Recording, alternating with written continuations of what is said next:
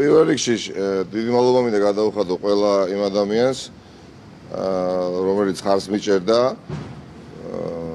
მართლაც ყველა მათგანს ვთვლი მე ჩემს თანამებრძოლად ამ უმნიშვნელოვანეს ბრძოლაში, რომელიც არ არის მარტივი, არის შეიძლება ვიღაცისთვის დამღლელი, მოითხოვს დიდ ენერგიას და ნერვებს, თუმცა არის ძალიან მართალი ბრძოლა, რომელიც ამ ქვეყნის თავისუფლებას ეხება და არა უბრალოდ ცალკეული ადამიანების კეთილდღეობას, ხო?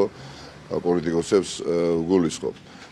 რაც შეეხება უშუალოდ ამ საქმეს, მართლაც ეხა 7 წლის განმავლობაში მიმდინარეობდა ეს საქმე, თუ არ ვცდები დაახლოებით 25 ადამიანი იყო ჩემთან ერთად ბრალდებული თავიდან 2012 წლის თუ არ ვცდები დეკემბრის თვეში წამოდგინეს მაშინ ბრალი და მაშინ შემდეგ წამოდგინეთ გავიდა 7 წელიწადი ყველა უკლებლივ ადამიანს, ძალიან კარგია რა თქმა უნდა.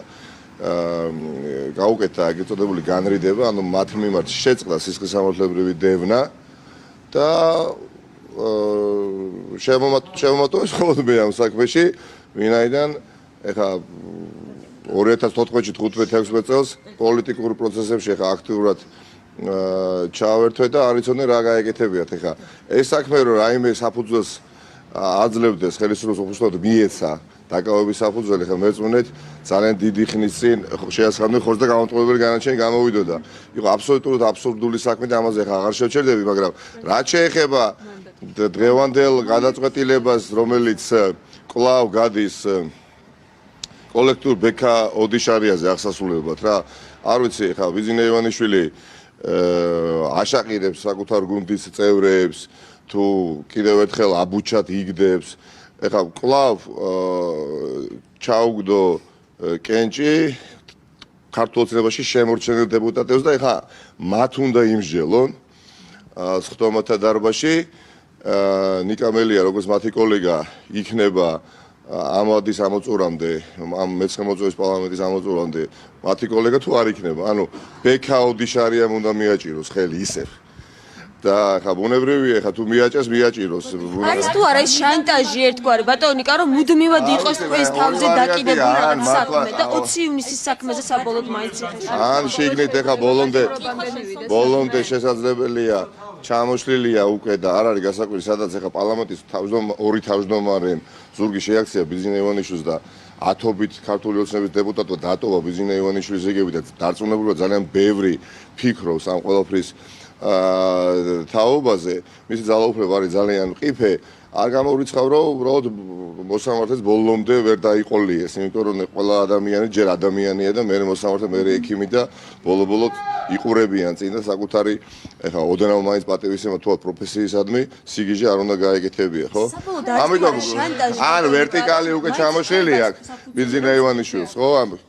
ასე თქვა ბრძანების გაცემის ხო და ან რეალურად როგორც გითხარით იქ ქვევით სასამართლოში რაღაცა ქვედინებები არის რომელიც არ მოწევს ბიზინე ივანიშვილს. ფაქტია დღეს გვაქვს მოცემულობა რომ როგორც ადრე და 26 ივნისი იყო როდესაც შეიკრიბა ქართული ოცნების დეპუტაცია და მიიღეს გადაწყვეტილება რომ მე დავეპატიმრები უბრალოდ გზად მე გადაიფიქრეს რეალურად ახლა მათი ამოცანა რა აღარჩება რომ პარლამენტიდან გამომაგდონ, ანუ შემიჩერდეს დეპუტატის უფლებამოსილება, რასაც უნდა უყარონ კენჭი უახლოეს სასესიო სხდომაზე და ეს ყველაფერი ვერ გაკეთდება ქართული ოცნების დეპუტატების გარეშე. კიდევ ერთხელ ვამბობ, კოლექტიურმა ბექა ოდიშარიებმა უნდა მიაჭირონ ხელი, კვლავ იმ ღილაკს, რომელზეც არ უნდათ ხელის მიჭერა, მაგრამ უღირდ. რას ნიშნავს, ბატონო ნიკა, რომ ისევ აქამდე მივიდა საქმე, რომ მაინც იყოს რაღაც მეთოდი, რითიც შეიძლება თქვენი ციხეში გაშვება. ეს არის თუ არა შანტაჟი ერთგვარად თქვენს მიმართ? არ ვიხო,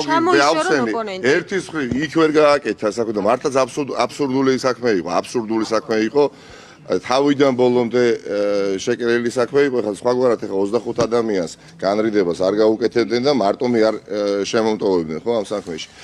იქ ვერ გაკეთა ისი გაკეთებაც უნდა, მაგრამ ამ ეტაპზე ხა ბიზინე ივანიშვილს მიაჩნია რომ ამოცანა, რომელიც ვერ შეასრულა 20 ივნისის მოვლენების შემდეგ, ანუ მე შემოვრჩი დეპუტატად, მას პარლამენტში და შესაბამისად ახლა სამაჯური კი მიკეთია ხელთ, კი ოდნავ გამანეიტრალა პოლიტიკური პროცესებისგან, ხო, ამომაგდოს პოლიტიკური ფორმიდან, მაგრამ არა იმდენად, რამდენადაც მას სურდა. საბოლოო ჯამში პოლიტიკური ოპონენტის ჩამოშორება ამიზანი ბატონიკა. საბოლოო ჯამში პოლიტიკური ოპონენტის ერთ-ერთი მთავარი პოლიტიკური ოპონენტის ჩამოშორება ამიზანი.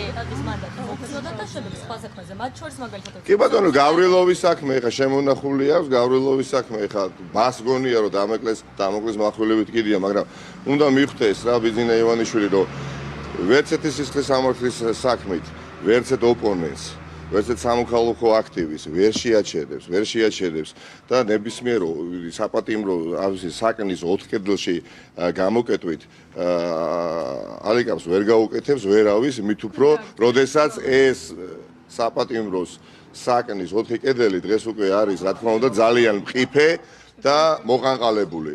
არის, რა თქმა უნდა, ძალმომრეობითი ეს 4 კედელი ძალმომრეობით და უსამართლობით აგებული კედლებია ბიძინა ივანიშვილის ასე თქვა სატუსაღოში, მაგრამ კარგი გითხარით რომ არის ძალიან მყიფე უკვე. სულ შეიძლება, დიახ, ძალიან მყიფეა. ამიტომ ბიძინა ივანიშვილს მოუწევს თვალი გაუსწოროს რეალობას და იმოქმედოს საზოგადოებრივი მოთხოვნების შესაბამისად, ანუ დღის წესრიგს ადგენს საზოგადოება.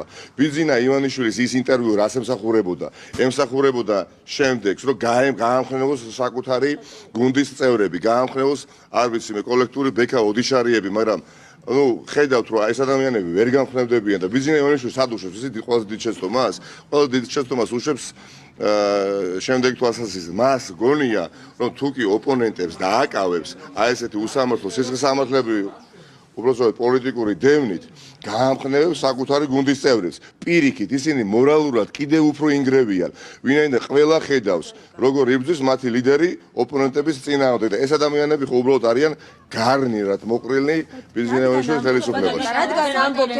რადგან ამბობთ რომ ეს არის ოპონენტის ჩამოშორების მცდელობა, რამდენად განეიტრალდებით ასე ვთქვა და როგორ გააგრძელებთ ახლა თქვენ საქმიანობას უკვე დეპუტატის მანდატის გარეშე. ანუ რა საპირებთ აი დღეიდან როგორ გააგრძელებთ პოლიტიკურ საქმეს? 2016 წლამდე ეთაკებად ვიყავი ხო ალბათ ახსოვს აქტიური და საერთოდ არ ვიყავი საქართველოს პარლამენტის წევრი და ცდილობდი ყოფილიყავი ისეთივე აქტიური როგორც ვარ ახლა. უბრალოდ საპარლამენტო საქმიანობა რა თქმა უნდა იძლევა შესაძლებლობას კაფიოთ და უფრო ასე ვთქვათ ახლომანძილიდან ჩახედო თვალებში ქართულ ოცნებას რა, ქართული ოცნების დეპუტატებს. სხვადასხვა რეზონანსულ საქმეებზე ხა როდესაც ოპოზიცია არის დარბაზში წარმოდგენილი ან დარბაზის მიღმა, ხო? გინდა არ გინდა ძალიან დიდი დისკომფორტი ექნება ქართული ოცნების დეპუტაციას, მით უმეტეს ახლა. მაგრამ ამათ ახლა ცდილობა აქვს, როგორც უკვე გითხარით, რომ პარლამენტს მომწყვიტონ.